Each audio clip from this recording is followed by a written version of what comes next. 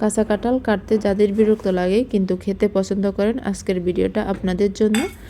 কাঁঠাল কাটার একেবারে সহজ পদ্ধতি, সেই সাথে কীভাবে বছর জুড়ে সংরক্ষণ করবেন আর কীভাবে মজা করে কাঁঠাল রান্না করা যায়, তাও ঘরোয়া মশলাপাতি দিয়ে, সেটার রেসিপি থাকবে, যা খেতে অনেকটা আপনি মাংসের স্বাদ পাবেন। তাহলে চলেন ভিডিওটা দেখা যাক।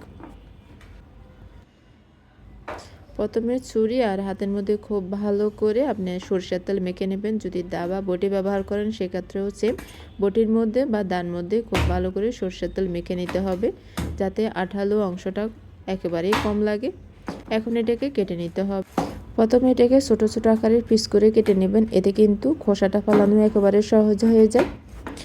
পিস করে নিয়ে নেওয়ার পর বাহিরের যে মোটা অংশটা থাকে এটাকে অবশ্যই একটু মোটা করে ফেলে দিবেন, আর ভিতরের যে শক্ত অংশটা থাকে সেটাও ফেলে দিবেন। স্কিনে খেয়াল করলে খুব ভালোভাবে বুঝতে পারবেন। একইভাবে সম্পূর্ণ কাঁঠালটা কেটে নিতে হবে।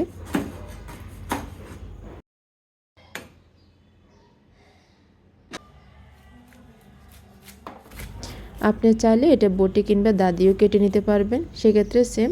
প্রথমে সরষের তেল মেখে নেবেন। এখন বাহিরের মোটা অংশটা ফেলে ভিতরের যে শক্ত অংশটা থাকে সেটাও ফেলে দিতে হবে।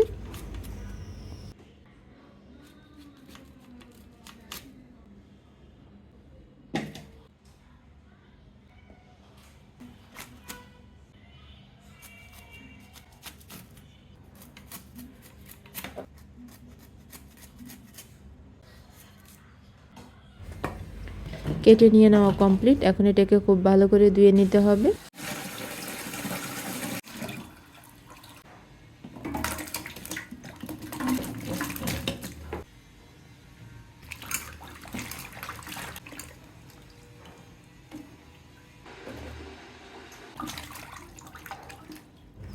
ধুয়ে নিয়ে নেওয়ার পর চুলে একটা প্যান বসিয়ে পরিমাণ মতো পানি দিয়ে দিবেন, আর অল্প পরিমাণে হলুদ আর 1 চা চামচ পরিমাণে লবণ দিয়ে পানিটাকে খুব ভালো করে ফুটিয়ে নিতে হবে।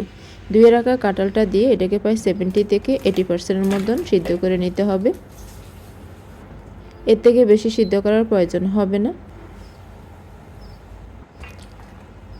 সিদ্ধ হয়ে যাওয়ার পর এখন এটাকে পানি ঝরিয়ে নামিয়ে নিতে হবে। এভাবে যদি আপনি কাঁঠালটাকে সংরক্ষণ করেন তাহলে দীর্ঘদিন পর্যন্ত এটা ভালো থাকবে। এটাকে সম্পূর্ণ ঠান্ডা হওয়ার পর অবশ্যই সংরক্ষণ করতে হবে। ঠান্ডা হয়ে যাওয়ার পর এখন একটা এয়ারটাইট বক্সে করে এটা যদি ডিপ ফ্রিজে রাখেন তাহলে দীর্ঘদিন পর্যন্ত এটা ভালো থাকবে।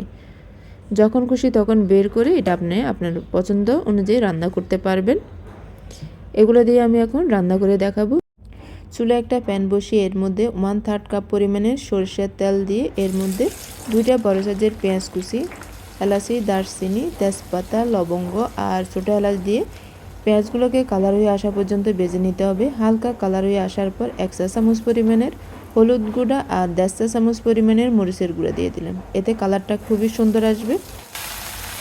1 টেবিল চামচ পরিমাণের রসুন বাটা আর 1/2 টেবিল চামচ পরিমাণের আদা বাটা দিয়ে খুব ভালো করে মিশিয়ে নিতে হবে যতক্ষণ পর্যন্ত না কাঁচা গন্ধটা চলে যায়। এরপর এর মধ্যে বড় সাইজের একটা টমেটো দিয়ে প্রায় 2 টেবিল চামচ পরিমাণে গরম পানি দিয়ে দিলাম। খুব ভালো করে মিশিয়ে 1 চা চামচ পরিমাণের লবণ আর 2 চা চামচ পরিমাণে জিরে ও ধনিয়া গুঁড়ো দিয়ে খুব ভালো করে মিশিয়ে নিতে হবে। চুলাটাকে মাঝারিতে রেখে এখন এটাকে 3 থেকে 4 মিনিট কষিয়ে নিতে হবে। কিছুক্ষণ পর পর ঢাকনাটা খুলে একটু মিশিয়ে নিতে হবে। কষিয়ে নিয়ে নেওয়ার পর এখন সিদ্ধ করে রাখা কাঁঠাল দিয়ে দিলাম। যতটা আমি রান্না করতে চাচ্ছি সেই অনুযায়ী এখানে মশলাটা অ্যাড করে নিলাম। এখানে প্রায় 700 গ্রামের মতন কাঁঠাল ছিল। এখন এটাকে প্রায় 3 মিনিটের মতন মাঝারি আঁচে কষিয়ে নিলাম। দিয়ে দিচ্ছি প্রায় 2 কাপ পরিমাণের গরম পানি। পানিটা দিয়ে খুব ভালো করে মিশিয়ে নিতে হবে। উপর দিয়ে দিচ্ছি প্রায় 1/2 চা চামচ পরিমাণের গরম মশলা আর 2টা কাঁচামরিচ। আলতু হাতে এটাকে মিশিয়ে চুলাটাকে মাঝারি থেকে কিছুটা লোয়ে রেখে এটাকে আমি আরও প্রায় 10 মিনিট রান্না করে নিলাম। 10 মিনিট পর ঢাকনাটা খুলে আলতু হাতে একটু মিশিয়ে এখন এটাকে নামিয়ে গরম গরম পরিবেশন করতে পারবেন। এটা খেতে অনেকটা মাংসের টেস্টের মতন। যদি রেসিপি আপনার কাছে ভালো লেগে থাকে তাহলে একবার হলে ট্রাই করে দেখবেন।